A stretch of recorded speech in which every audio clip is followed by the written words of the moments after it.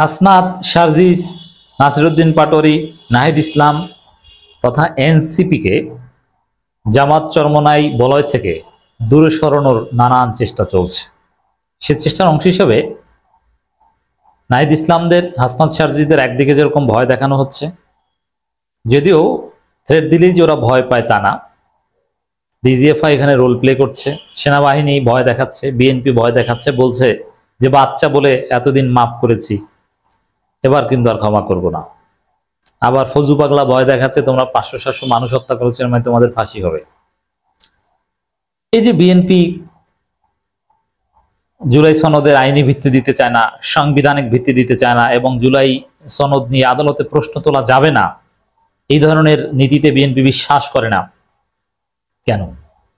এটা এনসিপি বা ওদেরকে ভয় দেখিয়ে ম্যানেজ করতে, বিএনপি বলায় আনতে। বিএনপি চায় কি, যে এনসিপিকে কিছু 10-15টা সিট দিয়ে তাদের বলায় রাখবে। এনসিপির সিটের সক্ষমতা হয়তো বা 5-10টা, কিন্তু এনসিপির আরেকটা বিপ্লবের সক্ষমতা রাখে। যারা 150 সিট পাবে তাদেরকে লাথি দিয়ে ফেলে দেওয়ার সক্ষমতা রাখে। অতএব সিটের রাজনীতি আর তারুণ্যের শক্তি পুরোপুরি এক না। তারুণ্য কি পারে সেটা দেখিয়ে দিয়েছে। কিন্তু বাংলাদেশের যে প্রতারণার গণতন্ত্র, হ্যাঁ, পিআর সিস্টেম আসলে সেই প্রতারণা থাকবে না। এখানে এনসিপির মতো দল জিতে আসার মতো এখন পর্যন্ত কোনো পরিস্থিতি তৈরি করতে পারেনি। এখানে জিতে আসতে হলে কালো টাকা লাগে, পেশি শক্তি লাগে, মারামারি করতে জানতে হতে পারে, ভোটারদের ভয়ভীতি দেখাবে, আপনিও পাল্টা ভয়ভীতি দেখাবেন, আপনি ভ্যান রিক্সা ভরে ভোটারদের নিয়ে যাবেন, আপনার এজেন্ট থাকতে হবে সব কেন্দ্রে। এই সক্ষমতা এনসিপির হয়নি, কারণ এটা প্রতারণার গণতন্ত্র, ভোটের নামে প্রতারণা, এগুলো বেশি শক্তি ওদের হয়। এমনকি জামাতকেও যদি জিতে আসতে হয়, জামাতকেও শক্তি দেখাতে হয়, যে জামাতের ভোট চুরি করে, ডাকাতি করে জামাতের ভোটারদের ভয় দেখিয়ে দমিয়ে রাখতে পারবে না। জামাতকে এই পরিবেশ তৈরি করতে হয়, এই পরিবেশ যেসব জায়গায় জামাত করতে পারে সেখানে জিতে, আর যেসব জায়গায় করতে পারে না সেখান থেকে জামাতকে হারিয়ে দেওয়া হয়। এই হচ্ছে বাস্তবতা। এই জায়গায় এনসিপির বর্তমান অবস্থান কি? তারা জামাত চরমোনাই বলায় আছে। যেমন ফেব্রুয়ারির নির্বাচনের বিরুদ্ধে, সংস্কারের পক্ষে, জুলাই সনদের আইনি ভিত্তি দেওয়ার পক্ষে। এনসিপি নতুন সংবিধান চায়, গণপরিষদ নির্বাচন চায়, আগে স্থানীয় সরকার নির্বাচন চায়, যেটা জামাত চরমোনাই চায়। এই জায়গায় এখন নানান গোষ্ঠী, বাংলাদেশ বিরোধী নানান গোষ্ঠী, ভারত, আরো অনেকে এই নাহিদ ইসলামদের নানানভাবে প্রলোভন দেখিয়ে জামাত চরমোনাই বলয় থেকে দূরে সরিয়ে বিএনপি বলয়ে নেওয়ার চেষ্টা চলছে। আমি বিশ্বাস করি সামগ্রিকভাবে পারবে না। কেন পারবে না? এনসিপির 2-1জনকে ম্যানেজ করবে, কিন্তু এনসিপির প্রত্যেক নেতাই এক একজন বিপ্লবী। উল্টাপাল্টা কিছু এনসিপিতে কার্যকর হতে পারবে না। যেমন নাহিদ ইসলাম কোন একটা বিষয়ে রাজি হয়ে আসলেন, এদিকে হাসনাত, নাসিরউদ্দিন পাটোয়ারির কক্সবাজার যে তাদের রাজি নাই করে দিবে, রাজি নারাজি বানিয়ে দিবে।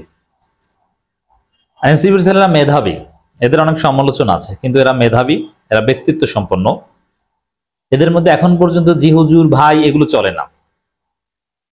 মাহফুজের একটা শক্তিশালী বলয় ছিল, এটাও ভেঙে গিয়েছে। এখন স্বাধীন মতামত ব্যাপকভাবে চলে। ওদের মিটিংয়ে স্বাধীনভাবে যে মতামত দেয়া হয়, এক একজন নেতা স্বাধীনভাবে যেভাবে মতামত দেয়, এবং ওদের যে যোগ্যতা, আমি জানি মিটিং কি হয় কি সব জানি।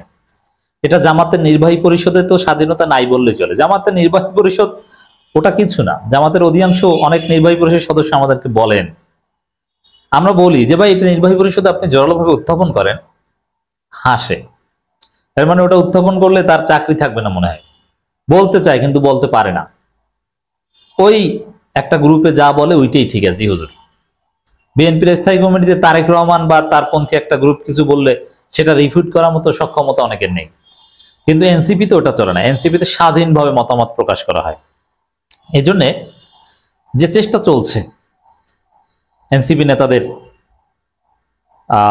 জামাত চরমোনাই বলয় থেকে দূরে সরিয়ে বিএনপির সিট পার্টি বানিয়ে দেওয়া, 2-1টা সিট দিয়ে এনসিপিকে সারা জীবনের মতো ওই 2-1টা সিটের কাঙ্গাল বানিয়ে দেওয়া, এটা টিকবে না।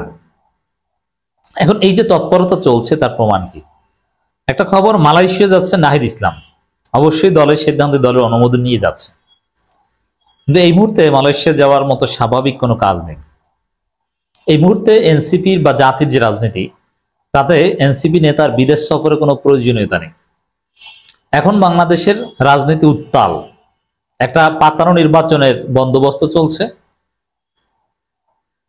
বাংলাদেশের সংস্কার ধ্বংস করে দেওয়ার বন্দোবস্ত চলছে, জুলাই সনদ জুলাই ঘোষণাপত্রের নামে প্রতারণা চলছে, একটা একতরফা নির্বাচনের দিকে যাচ্ছে দেশ, যেখানে পিয়ার সিস্টেমের দাবিতে বড় বড় দলগুলো সবাই অনড় এবং সরকার এগুলো কানেই দিতে যাচ্ছে না। তারা গায়ের জোরে ঘাটতারামি করে রাজনৈতিক দলগুলোর সাথে কোনো আলাপ আলোচনা না করে ফেব্রুয়ারিতে নির্বাচন দিতে চায়। সেই পরিস্থিতিতে দেশে জামাত আন্দোলনে নেমেছে, ইসলামী আন্দোলন বাংলাদেশ অনেক দিনে কর্মসূচি দিয়েছে। 1 সেপ্টেম্বর থেকে পুরো প্রায় মাসব্যাপী কর্মসূচি, থানায় থানায় পর্যন্ত বিক্ষোভ মিছিলের ডাক দিয়েছে। সেই সময় নাহিদ ইসলামদের মালয়েশিয়া সফরে কোনো প্রয়োজনীয়তা নেই। আমার মনে হয় এটা ওই যে দেশি বিদেশি নানান শক্তির যে ভয়ানক তৎপরতা, ষড়যন্ত্র, যে বিএনপি সিট পার্টি বানিয়ে দেওয়া, কয়েকটা সিটের বিনিময়ে এনসিপি যেন নির্বাচনে রাজি হয়ে যায়। এখন দেশের ভিতরে এইসব প্রস্তাব তো দেওয়া যায় না, নানানভাবে দিতে হয়। তার অংশ হিসেবে সিস্টেম করে নাহিদ ইসলামকে মালয়েশিয়া নেওয়া হচ্ছে। সেখানে ওপেন স্বচ্ছ অনেক প্রোগ্রাম হবে নাহিদ ইসলামের। অ্যাট দি সেম টাইম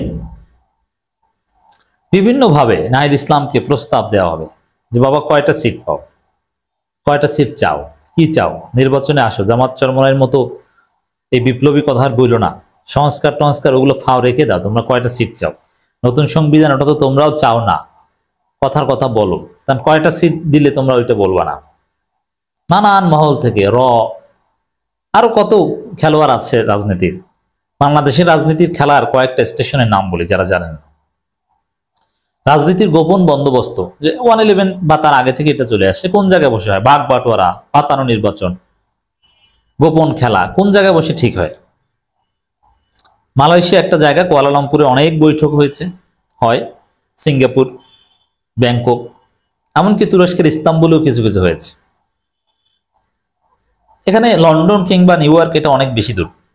এই কারণে যেহেতু ভারতের খেলা এগুলো আশেপাশের আমাদের পার্শ্ববর্তী কান্ট্রিগুলো, কারণ মালয়েশিয়া আমাদের কাছেই, অল্প সময় লাগে যেতে, সিঙ্গাপুর, থাইল্যান্ড এগুলো কাছাকাছি, ব্যাংকক, কুয়ালালামপুর, সিঙ্গাপুর এগুলো সব কাছাকাছি সিটি। এক সময় তো সিঙ্গাপুর মালয়েশিয়া একই দেশ ছিল, থাইল্যান্ডও পাশে, সাউথ ইস্ট এশিয়ান কান্ট্রিজ। তো ওই সব দেশে বাংলাদেশের রাজনীতির গোপন খেলা চলে। তো নাহিদ ইসলামকে সিস্টেমে মালয়েশিয়া সফর করিয়ে অথবা নাহিদ ইসলামের মালয়েশিয়া সফরকে কাজে লাগিয়ে এরকম একটা চেষ্টা চলছে। আমাদের কাছে বেশ কিছু তথ্য আছে, এই জন্য আপনারা দেখবেন। আমি বিশ্বাস করি নাহিদ ইসলামরা কোনো ফাঁদে পা দিবেন না। তবে এরকম হতে পারে, এটা বোঝা যাবে যে নাহিদ ইসলামের মালয়েশিয়া সফর শেষে যদি দেখেন যে এদের সুর চেঞ্জ হয়ে গেছে, একটু নির্বাচনমুখী, তাহলে বুঝবেন যে মেডিসিনে ধরেছে। আমি বিশ্বাস করি এটা সম্ভব হবে না। 22 থেকে 24 আগস্ট মালয়েশিয়া সফর করবেন। এই কয়েকদিনে অনেক কিছু স্পষ্ট হবে, এদের বক্তব্যের ধরন থেকে বোঝা যাবে।